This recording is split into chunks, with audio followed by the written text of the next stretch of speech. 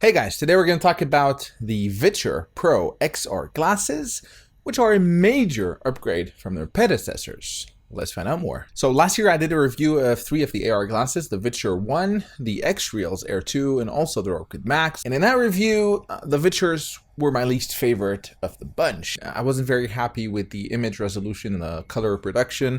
The size of the screen was on the smaller side of things. The electrochromic display did not get dark enough, so it was barely usable. So I wasn't very happy with the experience with the Viture Ones. But then Viture released the Viture Pro, and on paper, they seemed to address almost all of the issues that I had, so I was very excited to try this out, and boy was I pleasantly surprised. So let's talk about what has changed from the One XR, and there's a lot of things that changed. Starting off with arguably the most important aspect, and that's the display, and these have the latest 1080p micro OLED displays from Sony, and the moment I put these glasses on, I was blown away by the image clarity, the resolution, the color reproduction. It's really impressive. They call it ultra clarity, and I thought it was going to be a marketing term, but I did get ultra clarity. The display is also brighter. It's about 120% brighter, and it is very evident even on the brightest of days. I had no issue at all seeing clearly.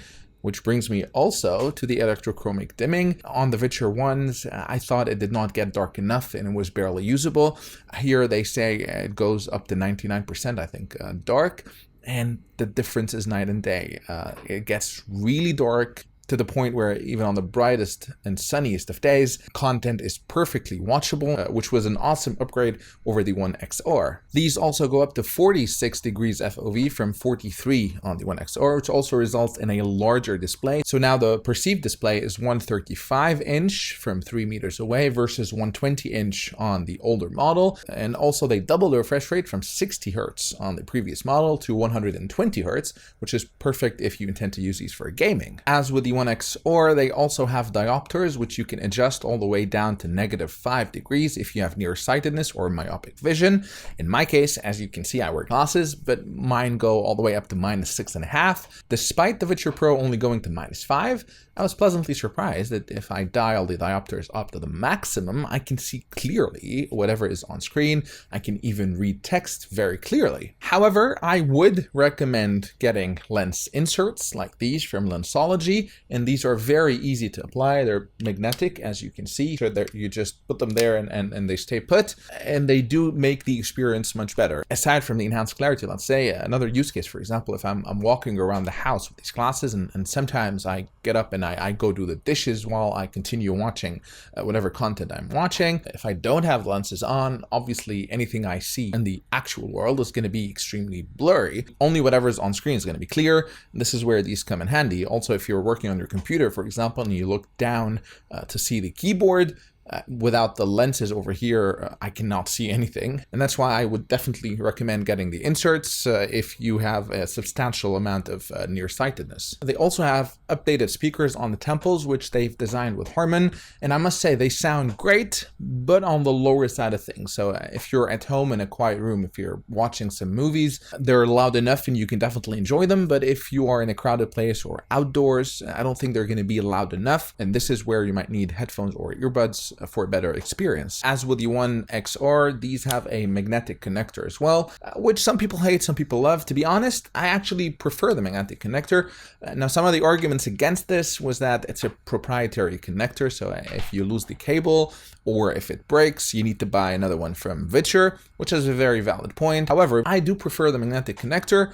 On the one hand, for safety reasons, just like the MagSafe charging cable on MacBooks, if someone is to yank the cable, instead of that ending up in a disaster, it just disconnects when it's magnetic. Also, if you're wearing the glasses with a magnetic connector, you can easily connect the cable and disconnect it, versus with USB-C, it's much harder. Now, it does sometimes get stuck with hair, which happened multiple times, but they've also thought about that, and they include this over here, which is that rubber sleeve that you can put on the temple, and this prevents hair getting stuck in. I don't know how, but It works surprisingly well. These glasses work natively with any device that supports DisplayPort over USB-C. So if you have an iPhone 15 that works out of the box, or most of the recent Androids from Samsung or others should support that. However, what can make the experience even better is if you get something like this, and this is the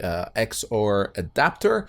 And this does two things. The first thing is it gives you better 3 degrees of freedom because it allows the phone and the glasses to communicate via a Bluetooth chip over here so that you get 3 degrees of freedom. The other thing you get, as you can see, there's 2 USB-C ports here, which means you can watch your content, but also charge your phone at the same time, which is great because if you're watching content on your phone, it's going to drain down the battery. The other thing you get is seamless switching to 3D content. So whenever any 3D content or spatial video is detected, the glasses automatically switch to that mode rather than you having to manually click the button to switch them. Now, the only thing to keep in mind, if you want to get 3 degrees of freedom, you can only get it within the Spacewalker app, which is well made, and it lets you open a browser and stream from a browser, but also watch any offline content or video files that you have on your phone, whether they're in 3D, whether it's spatial video or just regular movie files. But if you want 3 degrees of freedom with other native apps like Netflix or Hulu or Prime Video,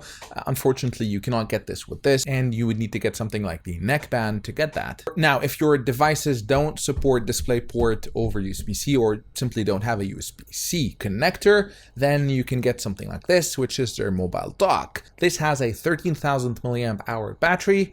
It also has a standard HDMI port, so you can connect anything that uses HDMI, whether it's your Nintendo Switch, your PlayStation, or even a Fire Stick. And the other nice thing is that it has 3 USB-C ports. One is the input port, so this you're going to use to charge while you use it. And then it has 2 output USB-C ports for 2 glasses. So you and your friend or partner, you can both enjoy gaming or even watching movies together with the mobile dock. So the hardware on these is great, and for media consumption and watching movies on the go, I think they're fabulous. But what about the software? And again, I was pleasantly surprised by the Spacewalker app, which is now available on both Windows and Mac. That wasn't the case when I tested it last year. So in addition to media consumption and watching movies, let's now talk about the productivity aspect of these glasses. Whether you're connecting to a MacBook or a Windows PC, with the Spacewalker app, you can have virtual monitors to enhance your productivity on the go. Once you launch the app, you get to choose how many displays and in what orientation. So you have the choice between 2 side-by-side displays or 3 displays. You also can choose between vertical and horizontal displays,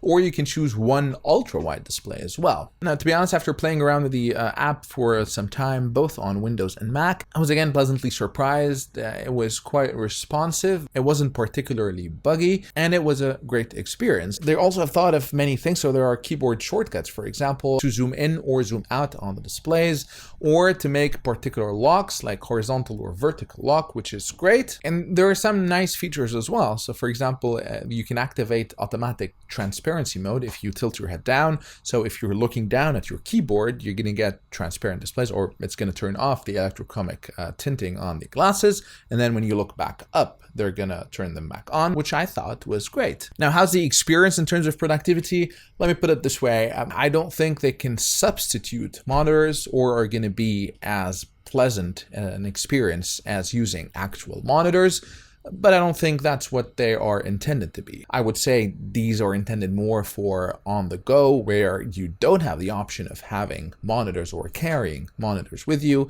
And in those use cases, I think having virtual displays is much better than not having them. Now, I do wish they had wider FOV so that you can see more of the displays at once, which is not the case beyond VR goggles like the Apple Vision Pro or the Meta Quest. I don't think it's something that is possible today with AR glasses, and possibly because of limitations in the micro OLED displays. But I do think the productivity aspect would have been much better if we had a wider FOV on these. Having said that, if I'm on the move or if I'm traveling, and obviously I cannot take my monitors with me, I would very much rather have these and have multiple monitors while working than just my small laptop screen. The other advantage, of course, is also privacy. So if you're sitting in a plane or in train and you don't want others to see what you're working on, you don't even have to activate multiple monitors. You can just have one monitor in front of you on these, and then no one can see what you're working on. So here are my thoughts on the Viture Pros. As I alluded to many times in this review,